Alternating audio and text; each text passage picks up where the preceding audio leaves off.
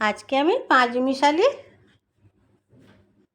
তরকারি রান্না করে দেখাচ্ছি, তোমরা প্রথম থেকে শেষ পর্যন্ত দেখো। আমি লবণ পরিমাণ মতন, হলুদ সব দিয়ে, কড়ার মধ্যে কোনো তেল দিইনি কিন্তু, শুধু জল দিয়ে আমি এটা সিদ্ধ করে নেব। কিছুক্ষণ ঢেকে দেবো, দিয়ে আমি সিদ্ধ করে নেব।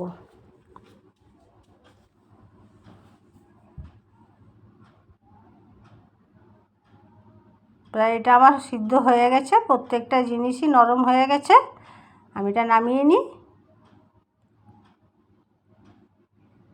আর সেই কড়াইয়ের মধ্যে আমি পাঁচফোড়ন, তেজপাতা, শুকনো লঙ্কা দিয়ে দিচ্ছি, দিয়ে একটু ভালো করে নাড়াচাড়া করে নিই। আর আগে থেকে কুচিয়ে রাখা পেঁয়াজ অল্প একটুখানি দিয়ে দিলাম, এটাতে গন্ধটা ভালো হয় তাই দিলাম। দিয়ে ভালো করে নাড়াচাড়া করে নিচ্ছি। আর আগে থেকে যে সিদ্ধ করে রেখেছি সবজিটা আমি লবণ আর হলুদ দিয়ে, ওইটা আমি এর মধ্যে দিয়ে দিচ্ছি, দিয়ে ভালো করে নাড়াচাড়া করে নেব। আর আমি তো মিষ্টি দিলাম না, যারা মিষ্টি খাও তারা অল্প চিনি দিতে পারো, চিনি দিলে খেতে ভালো লাগে। আমি কেন দিলাম না বলো তো, এতে আমার রাঙা আলু আছে, পটল আছে, চিচিঙ্গা আছে, সজনে ডাঁটা আছে, সাদা আলু আছে, অনেকগুলো জিনিস আছে, তো রাঙা আলুটাই মিষ্টি লাগবে, আর আমি মিষ্টি দিলাম না। তোমরা যদি খাও তাহলে একটু মিষ্টি দিতে পারো।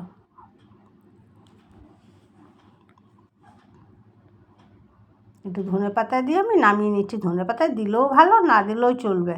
এটা তো সেই আগেকারের মানুষরা বলতো সাতলানো তরকারি, মানে ফোড়ন দেওয়ার তরকারির নাম ছিল সাতলানো, তো ওই গন্ধটাই থাকে। তা আমাকে ধনে পাতা এসে আমি তাই দিয়ে দিলাম, যার কাছে না থাকে সে না দিলেও চলবে। তো আমি এটা নামিয়ে নিচ্ছি। দেখো কেমন হয়েছে। দেখবে ফ্রিজ থেকে না সব জিনিস অল্প অল্প করে নিতে নিতে না কিছু কিছু জিনিস রয়ে যায়, সেগুলো বাদ না দিয়ে এরকম সব কিছু দিয়ে একটা করে দিলে খেতে ভালোই লাগে, খারাপ লাগে না।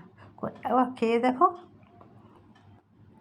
তাহলে আমি আজকের মতন রাখলাম, টাটা বাই বাই, ভালো থেকো। যেটা করা সেটা করে দিও।